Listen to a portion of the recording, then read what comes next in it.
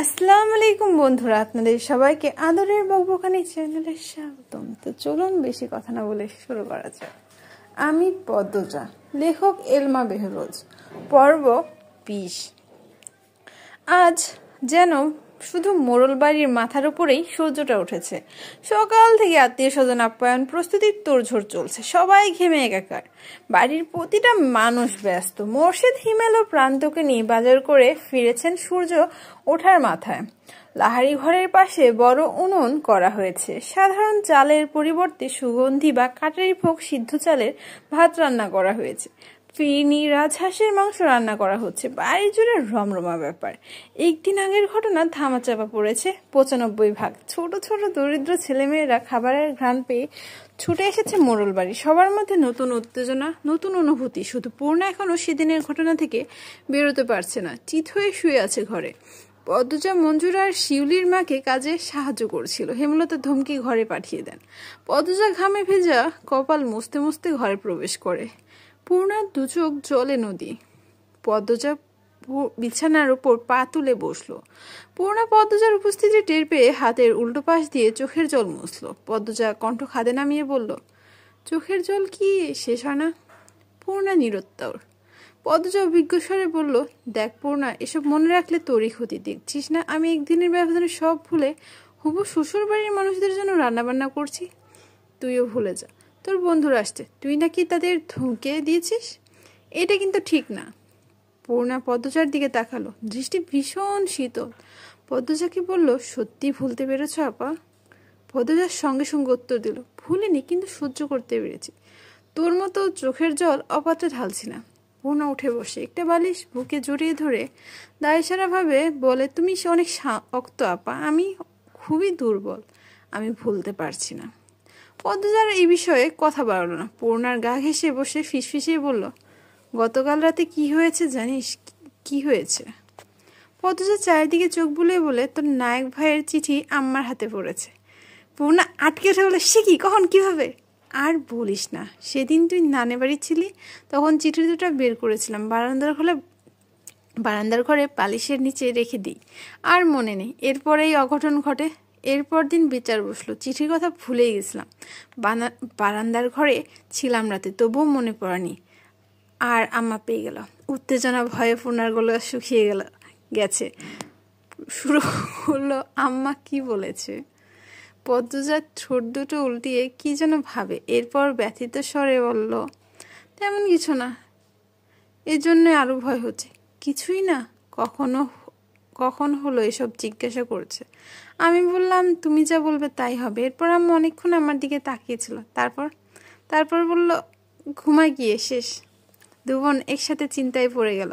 কপাল ভাঁজ করে কিছু ভাবতে শুরু করলো। পূর্ণা বলল, আম্মা তোর মুখ দেখে বুঝে গেছে তুমি লিখন ভাইকে ভালোবাসো না। পদ্মজা অন্যমনস্ক হয়ে বলল, মনে হয়। পূর্ণা খুব বিরক্তি নিয়ে বলল, লিখন ভাই এত সুন্দর, তোমাকে এত ভালোবাসে, তবুও কেন ভালোবাসেনি আপা? লিখন ভাইয়ের চিঠি তো ঠিকই সময় করে করে পড়তে। বিয়ে করতে সমস্যা কি? আম্মা দিলে তো করবোই, সমস্যা নেই। তোর এই ন্যাকার কথা আমার ভালো লাগে না আপা। পদ্মজা হেসে ফেলল। পূর্ণার রেগে কথা বলা দেখে পদ্মজা পূর্ণার এক হাত মুঠোয় নিয়ে বলল, গতকাল রাতে আম্মা আব্বার প্রতি ভালোবাসাটা আমাকে বলেছে। প্রথম দেখেই নাকি আপন আপন লেগেছে। আব্বার জন্য আম্মা দিনকে রাত, রাতকে দিন মানতে রাজি ছিল। এতটা ভালোবাসতেন। আমার তেমন কোনো অনুভূতি হয়নি তোর নায়ক ভাইয়ের জন্য। প্রথম কোনো পুরুষের চিঠি পেয়েছিলাম, সব কিছু নতুন ছিল, তাই একটা ঘরে গিয়ে নতুন অনুভূতির সাক্ষাৎ পাচ্ছিলাম। আমার ভালোবাসার কথা শোনার পর থেকে মনে হচ্ছে আমি ওনাকে ভালোবাসিনি, সবটাই মোহ ছিল, দূরে যেতেই উবে গেছে। তবে উনি খুব অসাধারণ একজন মানুষ। আম্মা ওনার হাতে তুলে দিলে আমাকে কোনো ভুল হবে না, কিন্তু এটা এখন কল্পনাতীত। পরিস্থিতি পাল্টে গেছে, আমার বিয়ে ঠিক হয়ে গেছে। পদ্মজা এত কথা উপেক্ষা করে পূর্ণা কটমট করে বলল, তোমার কি কালা চাঁদরে দেখলে আপন আপন লাগে? সরি, তোমার কি কালা চাঁদরে দেখ again sorry, I'm extremely sorry. তোমার কি কালো চাঁদরে দেখলে আপন আপন লাগে? পদ্মজার চোখ ছোট ছোট করে জিজ্ঞাসা করলো, কালো চাঁদকে? পদ্মজা মিনমিনিয়ে বলল, আই পূর্ণা পদ্মজাকে মিনমিনিয়ে বলল, তোমার হবু জামাই। এরপর গলা উঁচিয়ে বলল, আমিও কালা জানি, কিন্তু আপা তোমার জন্য লিখন ভাইয়ের মতো সুন্দর জামাই দরকার। পদ্মজা খাত কপাল চাপড়ে বলল, এখনো লিখন ভাই? যা, তোর সাথে তোর নায়কের বিয়ে দিয়ে দেবো। এখন আয়, ঘর থেকে বের হ। মুক্তা, সোনামণি, রোজিনা আসছে, তোর সাথে কথা বলবে। আয় বলছি, আয়। পূর্ণাকে টেনে নিয়ে বের হলো পদ্মজা। সূর্যি মামার রাগ কমেছে, মোড়ল বাড়ির মাথার উপর থেকে দূরে গিয়ে দাঁড়িয়েছে। সদর ঘর ভর্তি মানুষ। হাওলাদার বাড়ির বউদের গ্রামবাসী শেষবার তাদের বিয়েতেই দেখেছে। এরপর দেখার সুযোগ হওয়াতে দল বেঁধে মানুষ এসেছে। লোকমুখে শোনা যায়, হাওলাদার বাড়ির মেয়ে বউদের সারা অঙ্গে সোনার অলঙ্কার ঝলমল করে। মগা মদন সহ আরো 2 জন ভৃত্য মোড়ল বাড়ির গেটে দাঁড়িয়ে বাড়ি পাহারা দিচ্ছে। পদ্মজাকে শাড়ি পরাচ্ছেন হেমলতা। পদ্মজা এর আগে কখনোই শাড়ি পরেনি। প্রেমা ছোট হয়ে পড়েছে, পদ্মজার কখনো ইচ্ছেও করেনি। তাই সে হেমলতাকে বলল, প্রথম শাড়ি তুমি পরাবে আম্মা। শাড়ি পরানোর শেষে চোখে কাজল এঁকে দেন, ঠোঁটে লিপস্টিক দিতে গিয়েও দিলেন না। মাথায় মাঝ বরাবর সিথি করে চুল খোপা করতেই পূর্ণা ছুটে আসে, হাতে শিউলি ফুলের মালা। হেমলতা মৃদু ধমকে সরে বলে, এতক্ষণ লাগলো? হেমলতার কথা বোধহয় পূর্ণার কানে গেল না। পূর্ণা চাপা উত্তেজনা নিয়ে বলল, আল্লাহ, আপারে কি সুন্দর লাগতেছে। পদ্মজার লজ্জায় মিয়ে গেল, চোখে মুখে লাল আভা ছড়িয়ে পড়েছে। হেমলতা পদ্মজার খোপায় ফুলের মালা লাগিয়ে দিয়ে বললেন, শুধু রূপে চারিদিকে আলো করলেই হবে না, গুণেও তেমন হতে হবে। পদ্মজা বাধ্যের মতো মাথা নাড়ল। তখন হুমড়ি খেয়ে সেখানে উপস্থিত হলো লাবণ্য। দৌড়ে এসে পদ্মজাকে ঝাপটে ধরে এক নিঃশ্বাসে বলেও ফেললো, আল্লাহ পদ্ম, তুই আমার ভাবি হবি? আমার বিশ্বাস হইতেছে না, মনে হইতেছে স্বপ্ন দেখতেছি। ইয়া মাবুদ, শাড়িতে তোরে পরি লাগতেছে, বাড়ির সবাই ফিট খাইয়া যাবো দেখিস। পদ্মজা কি বলবে ভেবে পাচ্ছে না, শুধু হাসলো। হেমলতা পদ্মজার মাথার ঘুমটা টেনে দিল। লাবণ্যকে বললে, তোমার সই কি নিয়ে যাও। পদ্মজা হেমলতার হাতে হাত রেখে অনুরোধ করলো, আম্মা তুমি আসো। হেমলতা হাসেন, পদ্মজার মাথায় এক হাত রেখে বলেন, কয়দিন পর থেকে এরাই তোর আপন, মা পাশে থাকবে না। পদ্মজার চোখ দুটি ছলো ছলো করে উঠল। ছলো ছলো চোখ নিয়ে তাকিয়ে রইল মায়ের দিকে। পদ্মজাকে নতুন বউ রূপে দেখে হেমলতার বুকে ঝড় বইছে। মেয়েটা কয়দিন পর আলাদা হয়ে যাবে। 2 মাস আগে হলে তিনি 7 রাজার ধনের বিনিময়ে মেয়েকে বিয়ে দিতেন না। কি হয়েছে 2 মাস আগে? মিস্ট্রি। আমি আসছি। লাবণ্য, যাও তো, নিয়ে যাও। পূর্ণা, তুইও যা। লাবণ্য পদ্মজাকে নিয়ে যায়। পদ্মজার বুক ধরফর করছে। মায়ের যেন কি হয়েছে, সে পিছন ফিরে তাকায়। সাথে সাথে হেমলতা অন্যদিক ঘুরে তাকান। চোখ থেকে 2 ফোঁটা জল গড়িয়ে পড়ে। তিনি দ্রুত তা মুছেন। সদর ঘরে কোলাহলময় ছিল। পদ্মজা ঢুকতেই সব চুপ হয়ে গেল। লাবণ্য পদ্মজাকে ছেড়ে ভারী আনন্দ নিয়ে বলল, আম্মা, কাকি আম্মা, ভাবি, আপারা, এই যে পদ্মজা, আমার নতুন ভাবি। পদ্মজা চোখ তুলে তাকালো। অলঙ্কারে ঝলঝল করা 5 জন নারী দেখে চোখ ঝলসে গেল তার। সবাই তার দিকে মুগ্ধ হয়ে তাকিয়ে আছে। পদ্মজা চোখ নামিয়ে ফেলল। তখন কোথা থেকে আবির্ভাব হলো আমিরের।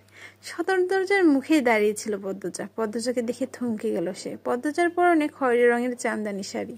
শাড়িতে কোনো মেয়েকে এত সুন্দর মনে হতে পারে এর আগে অনুভব করেনি আমির। আমিরের লজ্জাও খুব কম। সে উপস্থিত গুরুজনদের উপেক্ষা করে পদ্মজাকে বলল, মাশাল্লাহ, দিনের বেলায় চাঁদ উঠে গেছে।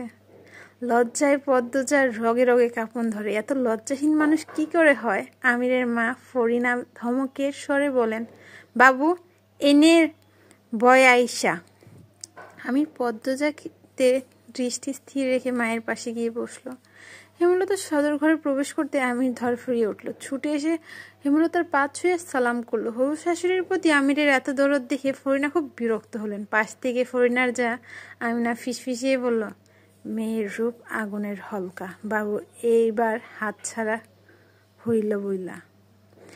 আমিনার মন্ত্র ফরিনার মগজ ধোলাই করতে পারল না। পদ্মজার রূপে তিনি মুগ্ধ। আমির কালো বলে তিনি ছোট থেকে আমিরকে বলতেন, বাবু তোর জন্য চান্দেল্লাহান বউ আনলাম। আর সেই কথা রক্ষার পথে তিনি শুধু পছন্দ করেছেন না, শাশুড়ির প্রতি আমিরের এত দরদ। কি দরকার ঝাঁপিয়ে পড়ে পায়ে ধরে সালাম করার? আমির হেমলতাকে ভক্তির সাথে প্রশ্ন করলেন, ভালো আছেন? হেমলতা মিষ্টি করে হেসে বললেন, ভালো আছি, যাও গিয়ে বসো। আমির বাধ্যের মতো মায়ের পাশে গিয়ে বসলো। মজিদ মাতব্বর মোর্শেদের সাথে বাইরেই আলোচনা করছেন, আর কোনো পুরুষ আসেনি বাড়িতে। তারা বিয়ের আয়োজনে ব্যস্ত। মুহূর্তের পর তোজার সারা অঙ্গ সোনার অলঙ্কারে পূর্ণ হয়ে উঠল। রূপ বেড়ে গেল লক্ষগুণ, যার কোনো সীমা নেই। যার সাথে পদ্মজার কথা বলছে সে এগিয়ে এসে বালা নয় তো হার পরিয়ে দিয়েছে। কি অবাক কাণ্ড! সবাই আড্ডা দিচ্ছে, পদ্মজা চুপ করে বসে আছে। কেউ কিছু প্রশ্ন করলে উত্তর দিচ্ছে। লাবণ্য একজনকে উদ্দেশ্য করে বলল, রানী আপা, বাড়ির পিছনে যাইবা? রানী খুশিতে গদগদ হয়ে বলল, যাব। তার খুশির কারণ লাবণ্য কিছুটা ধরতে পেরেছে। রানীর একজন প্রেমিক আছে, তাই শুধু সুযোগ খুঁজে দেখা করে। যেখানেই দাওয়াত পড়ে সেখানেই তার প্রেমিক উপস্থিত হয়। লাবণ্য সবার কাছ থেকে অনুমতি নিয়ে পদ্মজা পূর্ণা রানীকে নিয়ে বাড়ির পেছনে আসে। রানী বাড়ির পিছনে এসে ঘাটের দিকে ছুটে যায়। একটা নৌকা এসে ফিরে। নৌকায় কে ছিল দেখা যায় না। রানী নৌকায় উঠে পরে কারো সঙ্গে বিরতহীনভাবে কথা বলেছে শোনা যায়। পূর্ণা লাবণ্যকে প্রশ্ন করলো, লাবণ্য আপা, রানী আপা কার সাথে কথা বলে? আব্দুল ভাইয়ের সাথে। কোন আব্দুল? যার কথা ভাবছিস। কথা শেষ করেই লাবণ্য চোখ টিপল। পূর্ণা অবাক হয়ে বলল, মাস্টারের সাথে? লাবণ্য হাসি। রানী এগিয়ে আসে। লাবণ্য বলল, কথা শেষ? চইলা গেছে। রানী পদ্মজার দিকে তাকিয়ে বলল, মাশাআল্লাহ, তুমি এত সুন্দর, আমার কোলে নিয়ে আদর করতে মন চাইতেছে। পদ্মজা মুচকি হেসে বলল, আপনি খুব শুকনা, আমাকে কোলে নিতে পারবেন না। শুকনা হইতে পারে, শক্তি আছে। রানীর কথা বলার ঢঙে সবাই হেসে উঠল। পূর্ণা আমিরকে দেখে পদ্মজার কানে কানে বলল, আপা, তোমার কালাচাঁদ আসছে। পদ্মজা পূর্ণাকে চোখ রাঙিয়ে বলল, কিসব কথা, ওনার বোনরা আছে। লাবণ্য, রানী, যা এখান থেকে। আমিরের আদেশ শুনে রানীর লাবণ্য খুব বিরক্ত হলো। রানী কাঁদো কাঁদো হয়ে বলল, দা ভাই, থাকি না। আমির চোখ রাঙিয়ে তাকালো, ধমকের স্বরে বলল, যেতে বলছি না, যা। লাবণ্য বিরক্তিতে ইস বলে পদ্মজাকে বলল, আয়, অন্যখানে যাই। পদ্মজা থাকুক, তোরা যা। আমিরের কথা শুনে বেশি চমকালো পদ্মজা। লাবণ্য ফুসফুস করতে করতে বলল, কেন কেন? পদ্মজা পূর্ণা অন্যদিকে ফিরে আছে। আমির দৃষ্টি কঠোর করতে লাবণ্য আর রানী চলে গেল।